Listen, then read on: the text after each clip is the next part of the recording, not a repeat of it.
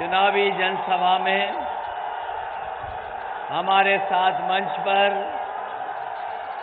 Bahujan Samaj party की राष्ट्रीय अध्यक्ष आदरणीय मायावती जी, राष्ट्रीय लोकदल के राष्ट्रीय अध्यक्ष आदरणीय अजीत सिंह जी, मंच पर उपस्थित बहुजन समाज पार्टी के राष्ट्रीय महासचिव सतीश चंद्र मिश्रा जी, बहुजन समाज पार्टी के युवा नेता आकाश आनंद जी, बड़ी संख्या में समाजवादी पार्टी के हमारे सभी वरिष्ठ नेता,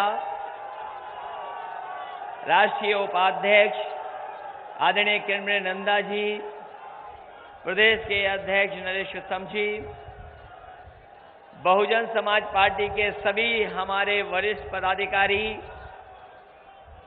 आरएलडी के सभी नेता कार्यकर्ता, इस चुनावी जनसभा में बड़ी संख्या में उपस्थित हमारे वाराणसी लोकसभा और आसपास के सभी हमारे आदरणीय बुजुर्ग किसान भाई, बुनकर भाई, यहां पर उपस्थित बड़ी संख्या में माताएं बहनें, बड़ी संख्या में हमारे नौजवान साथी पत्रकार बंधुओं, मैं सबसे पहले इस चुनावी जनसभा में उपस्थित आप सबका बहुत बहुत धन्यवाद और आभार प्रकट करना चाहता हूं।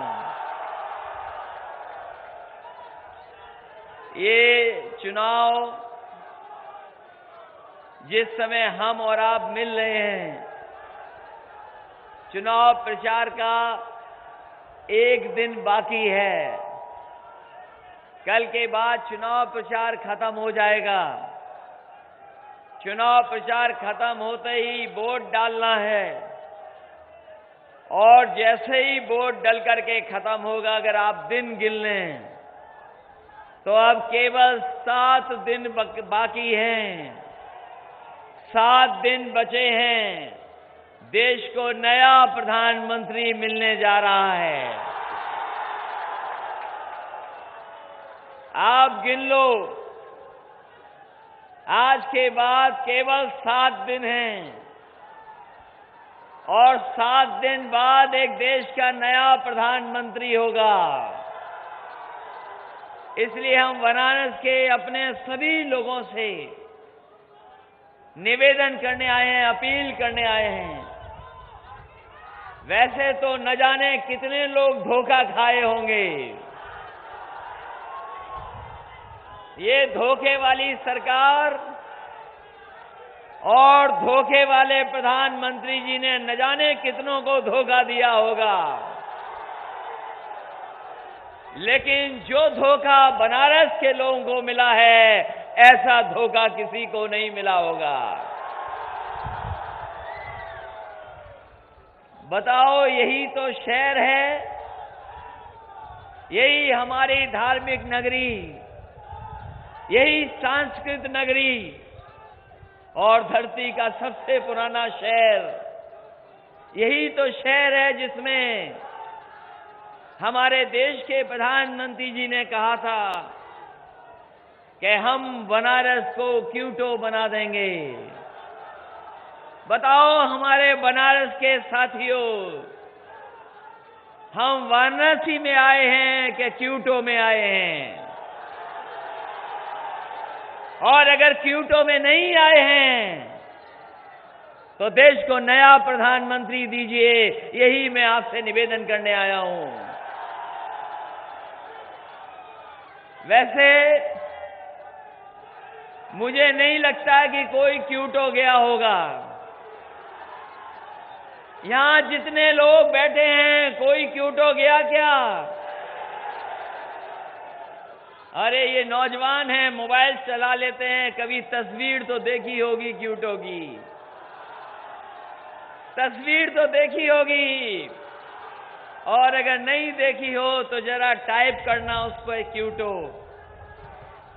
क्यूटो लिख देना और तस्वीरें देख लेना और अपने शहर से किसी कोने से तस्वीर मिला लेना। तो आपको लगेगा कि इससे बड़ा धोखा कोई हो नहीं सकता जो देश के प्रधानमंत्री जी ने दिया हो। हम कभी गए थे अपने बचपन में क्यूटो, हमें देखने का मौका मिला कभी क्यूटो, और जब मैंने सुना कि बीजेपी के लोग और देश के प्रधानमंत्री हमारे वाराणसी को क्यूटो बनाना चाहते हैं, हमें भी थोड़ी देर के लिए अच्छा लगा। और मुझे याद है जब मैं क्यूटो देखने गया था तो जापान की राजधानी टोक्यो से एक बुलेट ट्रेन में बैठ के गया था। उस बुलेट ट्रेन में बैठ करके हम क्यूटो तक पहुंचे थे और क्यूटो देखने का काम किया था। और आज जब मैं बनारस के बारे में सुनता हूं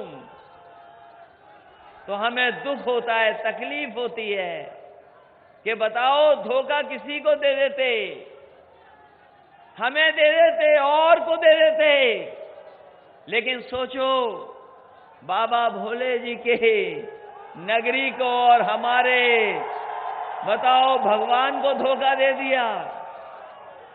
बताओ गलियों में कूड़ा है कि नहीं है, और जो लाइन पड़ी थी सीवर की अभी तक नहीं जोड़ पाए हैं। न जाने कितना कचरा है। यही शहर जिसके बगल में हमारी गंगा मैया बहती हैं और एक तरफ वरुणा नदी भी है। बताओ शहर के लोगों, आपको पानी पीने के इंतजाम के लिए क्या व्यवस्था की है? पानी पीने को नहीं, और स्वच्छ भारत का सपना दिखाया। बताओ स्वच्छ भारत का सपना दिखाया, पैर धोए, और हम पैर धोने के चक्कर में रहे, हमारे नौजवानों की सब नौकरियां धो दी। बताओ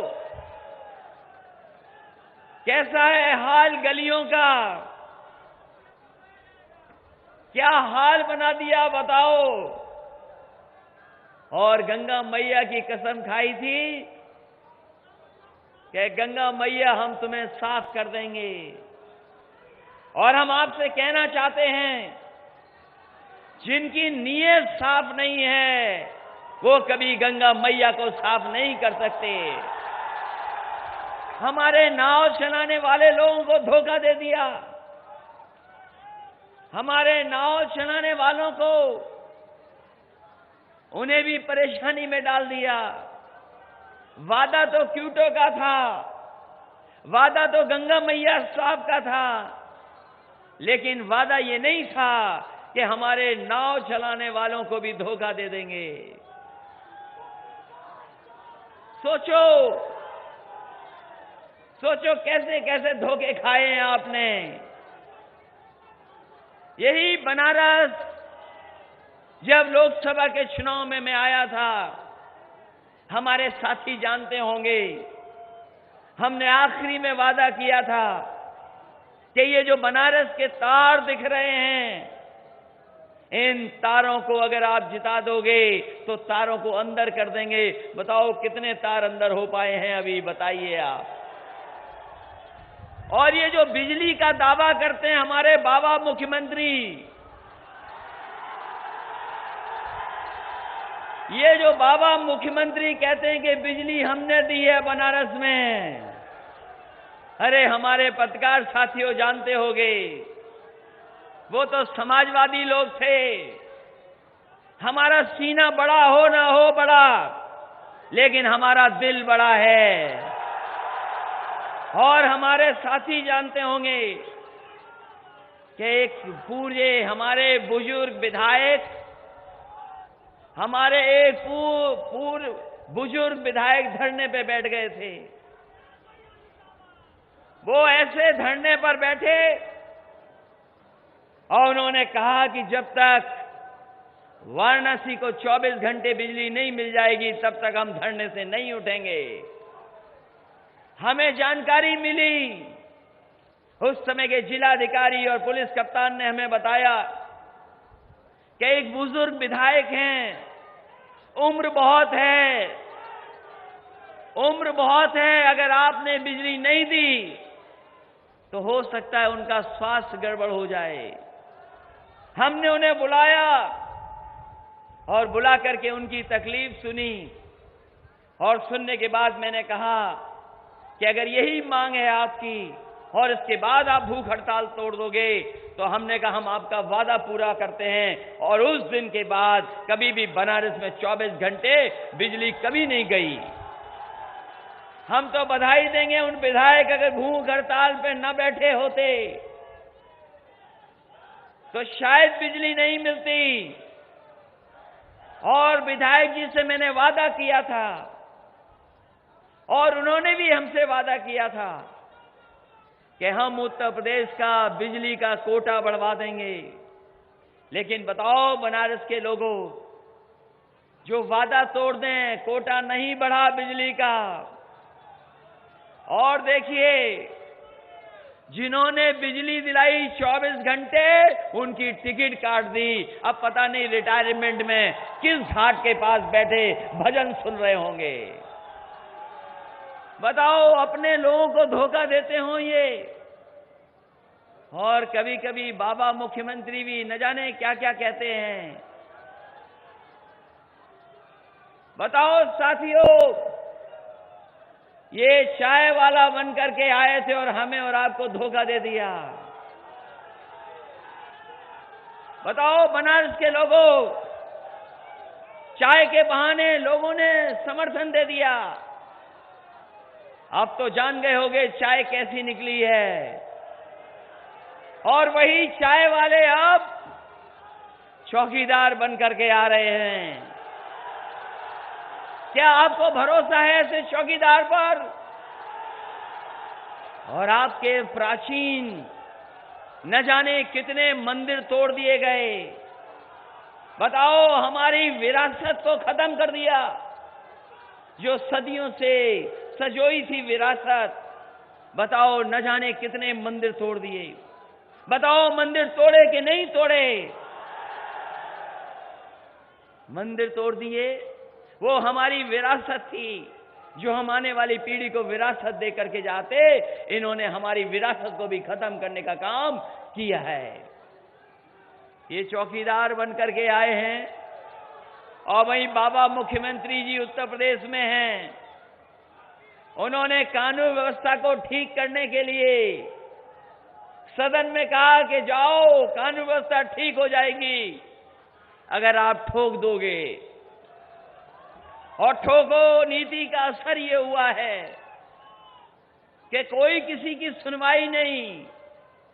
बताओ, यहां चोरियां हुई हैं, यहां पर कानून व्यवस्था क्या है? बताओ बनारस के लोगों, डकैती हुई नहीं पता लगा, सुनारों का सोना चला गया। हमारे सराफा व्यापारी जानते होंगे, पुलिस के सामने सामने पूरा का पूरा चोरी हो गया, आज तक नहीं मिला। बताओ, ठोको नीति का असर क्या हुआ? और हमने तो देखा कई जगह जो ठोको नीति सिखाई थी हमारे मुख्यमंत्री जी ने, हमारे विधायक और सांसदों में भी आजकल ठोको नीति चल रही है। कभी सांसद जी विधायक जी को ठोक रहे हैं, कहीं पर पुलिस ठोकी जा रही है। और जो हमने अच्छा इंतजाम किया था 100 नंबर पुलिस का, वैसे तो आपके सांसद जी दुनिया के हर कोने घूम आए, शायद ही कोई कोना बचा होगा घूमने का जा न गए हों। बताओ, हमारे बनारस के लोगों को कुछ मिला है आपको कि नहीं मिला है? सबसे गले मिले, लेकिन मिला कुछ नहीं आपको। समाजवादियों ने दिया सबसे बेहतरीन चीज, 100 नंबर की पुलिस दी। 100 नंबर की फोन मिलाओ और पुलिस पहुंच जाएगी, आपकी मदद करेगी। यही बनारस शहर है, कोई मोहल्ला नहीं होगा जहां पर समाजवादियों का लैपटॉप ना पहुंच गया हो। और वो ऐसे लैपटॉप दिए कि जो आज भी चलते हैं तो नेताजी और हम ही लोग दिखाई देते हैं। और हमारे बाबा मुख्यमंत्री जी ने लैपटॉप नहीं दिए। वो इसलिए नहीं दिए क्योंकि वो चलाना नहीं जानते हैं। तो क्या हुआ डिजिटल इंडिया का? क्या हुआ? हमारे ऐसे नाम दिए थे, डिजिटल इंडिया, कहा कि stand up India, skill India. क्या हुआ? Made in India. और इस बार बनारस बताएगा कि मेड इन इंडिया क्या है। एक एक बोर्ड देकर के बताएगा कि मेक इन इंडिया क्या है। इसलिए धोखा खाए। ये सरकार धोखे से बनी है। इन्होंने गंगा मैया साफ करने की बात कही, नहीं साफ कर पाए। हमने कहा था कि हम वरना साफ करके दिखा देंगे और काम शुरू हो गया था, लेकिन पता नहीं क्या किया इन्होंने, वरना नदी का काम रोक दिया। नहीं हो रहा काम। बताओ काम हो रहा है वरना नदी में कि नहीं हो रहा है? हम तो कहते हैं कि काम पे बात कर लो। आज काम पे बात नहीं कर रहे हैं। बताओ अच्छे दिन आ गए क्या? बताओ नौकरी मिल गई क्या किसी को? और नोटबंदी के बहाने हमारा आपका पैसा सब छीन लिया, सब जमा करा लिया। याद करो वो दिन हमारे बनारस के साथियों, जब नोटबंदी हुई थी। बताओ कारोबार रुक गया कि नहीं रुक गया उससे? हमारे बुनकर भाई जानते होंगे कि मजदूरी से लेकर के हमारे तमाम लोग जो हाथ से काम करते हैं, उनकी रोजी रोटी छिन गई कि नहीं छिन गई? और जो लोग दूर जगह काम भी करते थे, जो यूपी छोड़ करके कहीं और भी काम पर चले गए थे, लेकिन इस नोटबंदी ने और जीएसटी ने उनको वापस घर भेज दिया। ये भारतीय जनता पार्टी की गलत नीतियों का काम है। बताओ नोटबंदी से कहां काला धन आया? और जो पैसा जमा भी था, वो तमाम उद्योगपति भारत छोड़ करके भाग गए। भाग गए कि नहीं भाग गए? तो हमारे आपके साथी नहीं थे, वो किसी और के साथी थे। इसलिए ये प्रधानमंत्री हमारे आपके नहीं हैं। हम बनारस के लोगों से कहना चाहते हैं, ये प्रधानमंत्री हमारे आपके नहीं हैं। ये देश की 1% जो संपन्न आबादी है उसके प्राइम मिनिस्टर हैं, हमारे आपके प्रधानमंत्री नहीं हैं। इन्होंने धोखा दिया और अर्थव्यवस्था हमारी नीचे जा रही। और जिस समय अर्थव्यवस्था नीचे जाती है, ये समझ लेना कि नौकरी और रोजगार किसी के हाथ में नहीं लगने वाले। इसलिए बहुत सारे सवाल हैं। ये प्रधानमंत्री जी का छेद जरूर है, लेकिन भारतीय जनता पार्टी के लोग जानते हैं कि आने वाले समय में महागठबंधन आ रहा है। ये घबराए हुए हैं। और ठीक कहा आदरणीय मायावती जी ने कि अब सो नहीं पा रहे हैं, अब नहीं सो पा रहे हैं, घबराए हुए हैं। और अब तो हार चेहरे पे दिखाई देने लगी है। और केवल यूपी से नहीं घबराए हैं, बंगाल से भी घबरा गए। बताओ हमारे गठबंधन को, जो आपका हमारा गरीबों का गठबंधन है, उसे कहते हैं कि जाति का गठबंधन है। हम उन्हें बताना चाहते हैं कि ये गठबंधन जातियों का गठबंधन नहीं है, ये हमारे गरीब लोगों का गठबंधन है। और ये टूटने वाला नहीं है, क्योंकि दिलों से गठबंधन बना है। और फिर हमारे बनारस के साथी तो जागरूक हैं। बताओ पहले चरण से सुनाई दे गया कि नहीं सुनाई दे गया? वोट पड़ रहा है कि नहीं पड़ रहा है? और अगर हम सब जीत करके आ रहे हों, सब जगह गठबंधन जीत रहा हो, बताओ चंदौली में क्या हाल है गठबंधन का? बताओ संजय चौहान जीत रहे हैं कि नहीं जीत रहे हैं? बगल में हमारे निषाद भाई भी लड़ रहे हैं मिर्जापुर से। और ये सरकार कहती है कि हम बहुत बहादुर हैं। ये सरकार अपना कहती, दावा करती है बहुत बहादुर है सरकार। लेकिन सोचना कभी, अगर आंकड़े निकालना कोई चाहे और अगर आंकड़े आ जाएं, तो कोई दिन ऐसा नहीं है जिस दिन हमारा जवान एक शहीद ना हो रहा हो। ये भारतीय जनता पार्टी के लोग जो दावा करते हैं कि हम सीमा को सुरक्षित रख सकते हैं, मैं आपसे कहना चाहता हूं, भारत की सीमाएं कभी इतनी असुरक्षित नहीं जितनी भारतीय जनता पार्टी की सरकार में सुरक्षित हैं। और हम अगर जानना चाहें इनसे कि बताओ हमारे किसानों ने कितनी आत्महत्या कर ली, वो जवाब नहीं देना चाहते। अगर हम उनसे पूछें कि बताओ हमारे नौजवान कितने हैं जो आज बेरोजगार हैं, जो घर बैठे हैं, ये सरकार जवाब नहीं देना चाहती। और ये सरकार जो आतंकवाद से लड़ना चाहती है, बताओ बनारस के लोगों, आपने देखा है अपने सामने, जो आतंकवाद से लड़ना चाहते हैं वो एक जवान तेज बहादुर यादव से नहीं मुकाबला कर पाए। बताओ क्या मुकाबला कर पाए?